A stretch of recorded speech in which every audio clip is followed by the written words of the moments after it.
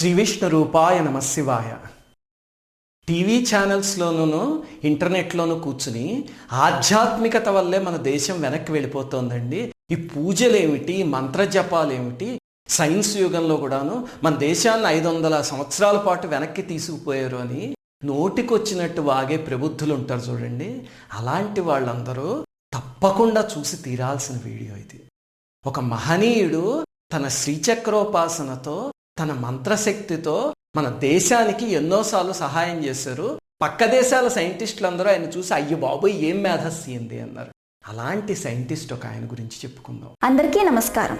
మన భారతీయ సనాతన ధర్మం గురించి, ఈ దేశంలోని మహనీయుల గురించి, ఆలయాల రహస్యాల గురించి ఎంతో పరిశోధన చేసి ఈ ఛానల్ని మీకు అందిస్తున్నాం.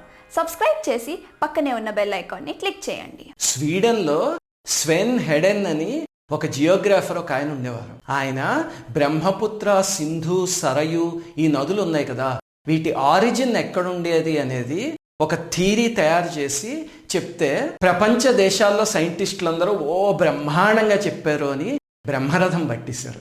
అప్పుడు ఈ మహనీయుడు వెళ్ళి అక్కడ చలిలో, గడ్డ కట్టే చలిలో కొన్ని సంవత్సరాల పాటు ఉండిపోయి హిమాలయాల దగ్గర చిన్న అంగోస్త్రం కట్టుకునేవారు అంతేనండి. ఆ చలిలో అలా ఉండిపోయి అక్కడ రీసెర్చ్ చేసి ఆయన చెప్పిన థియరీ తప్పు, ఇదిగో ఈ నదులు ఇక్కడి నుంచి ఉద్భవించాయి మానస సరోవరం దగ్గర అని చెప్పి ఆ మొత్తాన్ని నిరూపిస్తే సైంటిస్టులు వచ్చి అసలు ఆయన ఇచ్చిన ప్రూఫ్ చూసి అయ్య బాబోయ్ ఏం మేధస్సు మీదే అని చెప్పి దండం పెట్టేశారు ఆయనకి.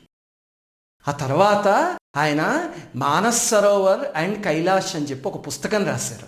రాస్తే జవహర్లాల్ నెహ్రూ గారు ఆ పుస్తకం చదివి అయ్య బాబాయ్ ఎంత ఉంది ఇందులోనూ, నేను ఎప్పటి నుంచో మానస సరోవరం గురించి తెలుసుకుందాం అనుకుంటుంటే ఎవ్వరూ అథెంటిక్ ఇన్ఫర్మేషన్ ఇవ్వలేకపోయారు, ఈ పుస్తకం చాలా గొప్పగా ఉందని చెప్పి దానికి ముందు మాట రాస్తాను అని అడిగి రాశారు.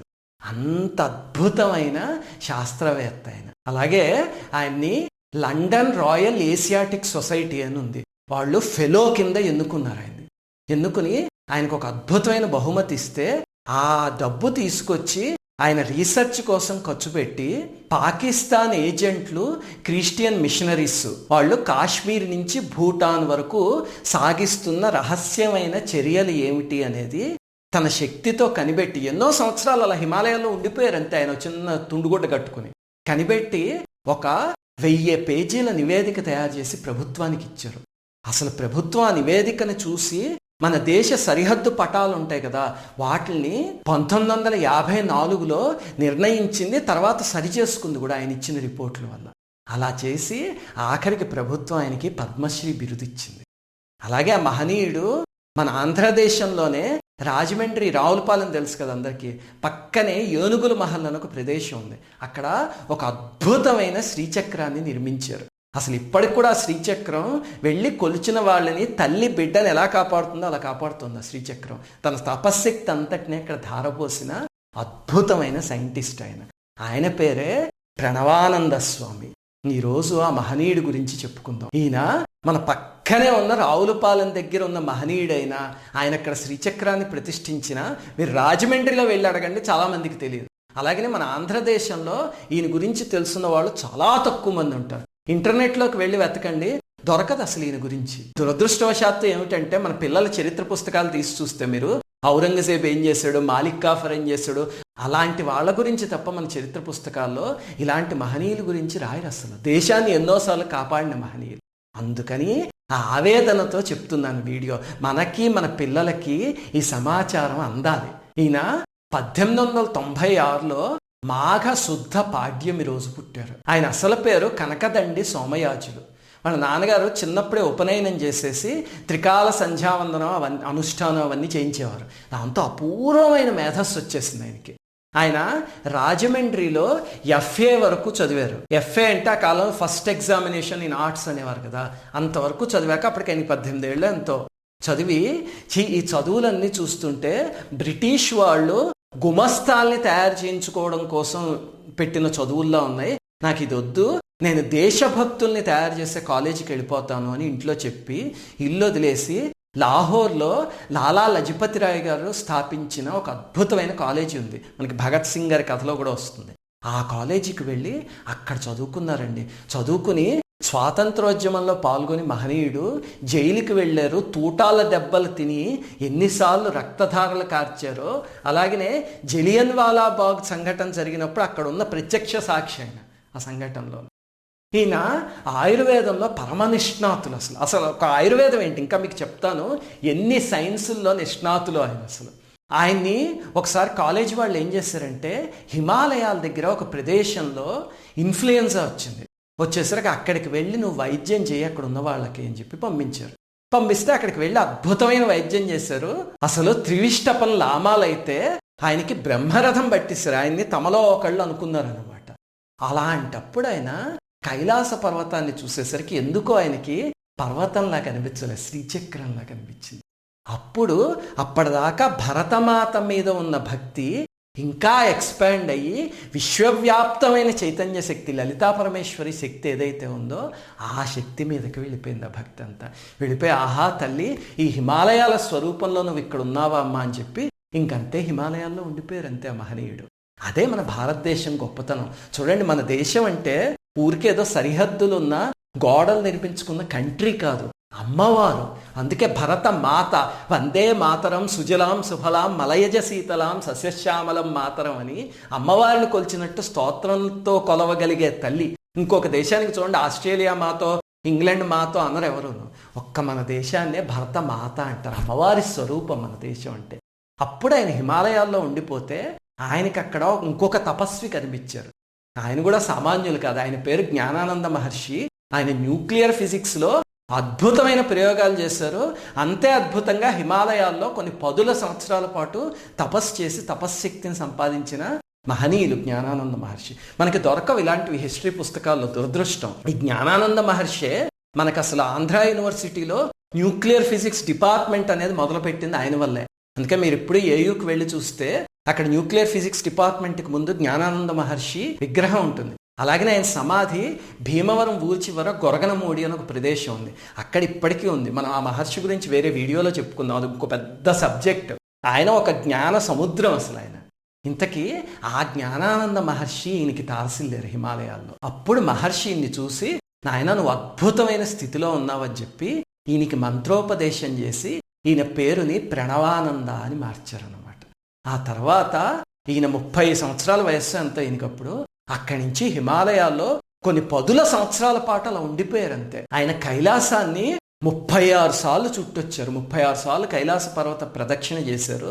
అలాగే అక్కడ 25 చాతుర్మాస్యాలు చేశారు. అసలు ఎలా చేసేవారో అర్థమయ్యేది కాదు. ఎవరైనా హిమాలయాల్లో చూడండి, ఒక స్టేజ్ వరకు ఉండి అక్కడ మంచు అవన్నీ ఎక్కువైపోతే కిందకు వచ్చేస్తారు అంతే కదా. ఆయన అలాగా సంవత్సరాల తరబడి అక్కడ ఉండిపోయేవారు అంతే. గంగోత్రి పుట్టిన స్థానం ఉంది కదా, అక్కడ ఆలయాన్ని ఒకప్పుడు మూసేస్తే ఆయన నేను ఇక్కడే ఉంటాను, నా యోగశక్తి వల్ల నాకు ఏమీ కాదని చెప్పి అక్కడ తపస్సు చేసుకుంటూ ఉండిపోతే వాళ్ళు వచ్చి తర్వాత ఎక్స్పెరిమెంట్ చేసి చూస్తే ఆయనకి చిన్న జలుబు కూడా రాలేదు.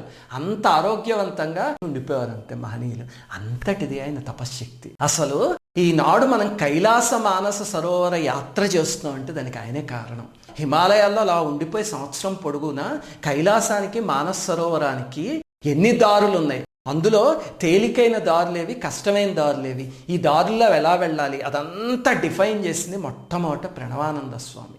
ఆయన ద కైలాస్ అండ్ మానస్ సరోవర్ అని ఒక పుస్తకం రాశారు.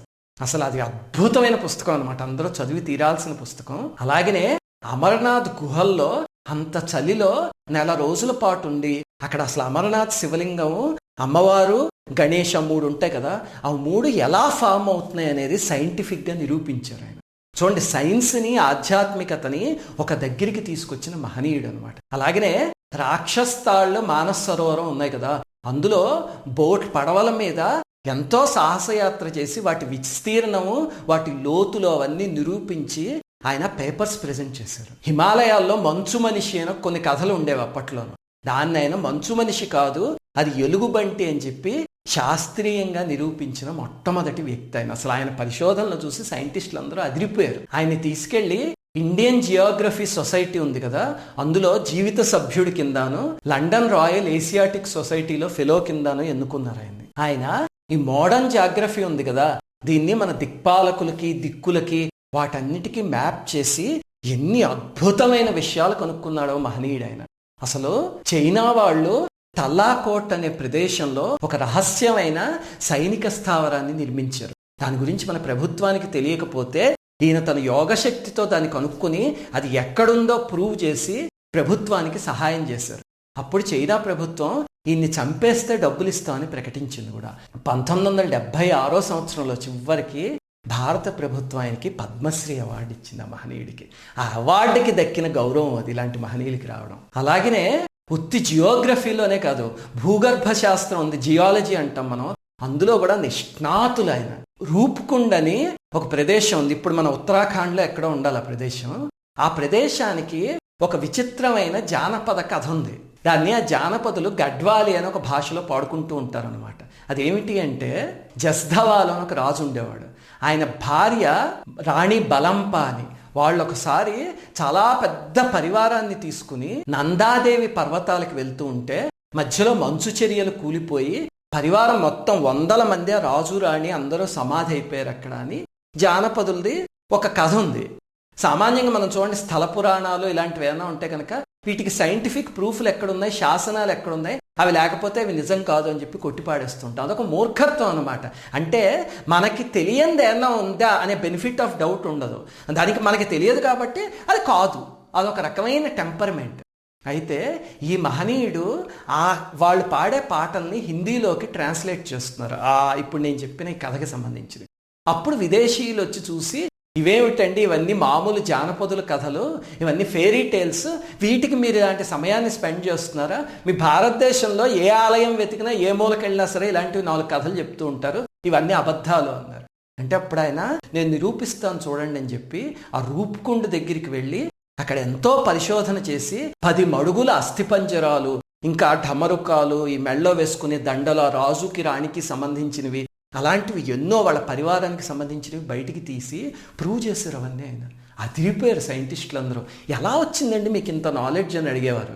అడిగితే ఆయన, ఏమీ లేదు, నేను ఉపాసన చేస్తున్న అమ్మవారు అని చెప్పేవారు. చూడండి, కృష్ణుడు భగవద్గీతలో ఆధ్యాత్మ విద్యానాం అని చెప్పారు కదా. అంటే విద్యలన్నిటిలో ఆధ్యాత్మ విద్య ఉత్తమమైనది, అది నా స్వరూపం అని. ఆ ఉత్తమమైన విద్య నేర్చుకున్న ఆయనకి సైన్సులన్నీ పెద్ద బ్రహ్మాండం అని చెప్పండి. అలాగనే ఆయన బాటనీలో, జువాలజీలో కూడా చాలా మేధస్సు ఉన్నాయి. ఆయన చిన్నప్పటి నుంచి గొప్ప శ్రీ విద్యోపాసకులు. దాదాపు 17 సంవత్సరాలు పరిశోధన చేసి శ్రీచక్రం మీద ద ట్రీటేజ్ ఆఫ్ శ్రీచక్ర అని ఒక అద్భుతమైన పుస్తకం రాశారు. అది గూగుల్ బుక్స్లో ఉంటుంది, కావాలంటే చదవండి. శ్రీచక్రం గురించి ఇంకా అంతకన్నా సైంటిఫిక్గా ఎవరు చెప్పలేరు. అంత అద్భుతమైన పుస్తకం, ప్రపంచ దేశాలన్నీ కొనియాడే ఆ పుస్తకం చూసి. అలాంటి ఆయన ఆఖరికి 1983లో మళ్ళీ ఏనుగుల మహల్ దగ్గరికి వచ్చేసారు. అక్కడ ఒక అద్భుతమైన శ్రీచక్రాన్ని ప్రతిష్ఠించారు. ఆ కాలంలో భారతదేశంలోనే అతిపెద్ద శ్రీచక్రం. ఈ మధ్య కొన్ని వచ్చాయి, కానీ దాదాపు 2500 కేజీల బరువు ఉన్న శ్రీచక్రం అనమాట. ఇప్పటికీ మీరు ఆ శ్రీచక్రం చూస్తే యంత్రంలా కనిపించదు, అమ్మవారిలా కనిపిస్తుంది అసలు ఆ శ్రీచక్రం. మీరు ఎప్పుడైనా చూసి తీరాలి, అభిషేకం అవి జరిగేటప్పుడు అచ్చ అమ్మవారికి అభిషేకం చేస్తున్నట్టే ఉంటుంది. అంత శక్తివంతమైన శ్రీచక్రం అనమాట. అక్కడ ఆయన తపశ్శక్తిని ధారపోశారు. తర్వాత ఆయన చెప్పారు, నేను ఇంకెక్కడికి వెళ్ళను, ఎందుకంటే నేను అనుభవించాల్సిన ప్రారబ్ధ కర్మ ఉంది, అదొక 4 సంవత్సరాలు అనుభవించాలి, అది క్లియర్ ఆఫ్ చేసేసుకుని వెళ్ళిపోతాను నేను అని. తర్వాత 1985లో ఒకసారి ట్రైన్లోకి ఒక ఇంత పుస్తకాల పెట్టిని ఆయన ఒక్కరే ఎత్తి పైన పెడుతూ ఉంటే వెన్నెముక విరిగిపోయింది. 4 సంవత్సరాల పాటు అలా మంచం మీద ఉండి చిరునవ్వుతో, అమ్మ నా కర్మ అంతా క్షయమైపోయింది అని చెప్పి 17 మే 1989న అమ్మవారిలో ఐక్యమైపోయారు. వెళ్ళిపోతూ ఆయన చెప్పారు, నాకు సంబంధించిన సమాధులు కట్టడం కానీ, నా శరీరానికి సంబంధించిన అవశేషాలు మిగల్చడం కానీ ఏమీ చేయకండి, దహనం చేసేసి తీసుకువెళ్ళి నదిలో కలిపేయండి అని. అలాగనే ఆయన అవశేషాలన్నీ కలిపేశారు. మన దురదృష్టవశాత్తు ఏమిటంటే ఆ మహనీయుడికి సంబంధించిన జ్ఞాపకాలను కూడా మనం కలిపేసుకుంటున్నాం. ఇలాంటి మహనీయుల గురించి చెప్పండి, ఆ ఏనుగుల మహల్ లాంటి ప్రదేశానికి తీసుకువెళ్ళి, ఇదిగో రాయి మహనీయుడు అని చెప్పి ఆయన గురించి చెప్పండి. అప్పుడు వాళ్ళ గురించి మన తర్వాత తరానికి తెలుస్తుంది. ఇప్పుడు అక్కడ ఒక చిన్న ఆలయం ఉంది ఆ శ్రీచక్రానికి. ఆ ఆలయం బయట ఆ మహనీయుడి విగ్రహం ఉంది. శ్రీమాత్రే నమః.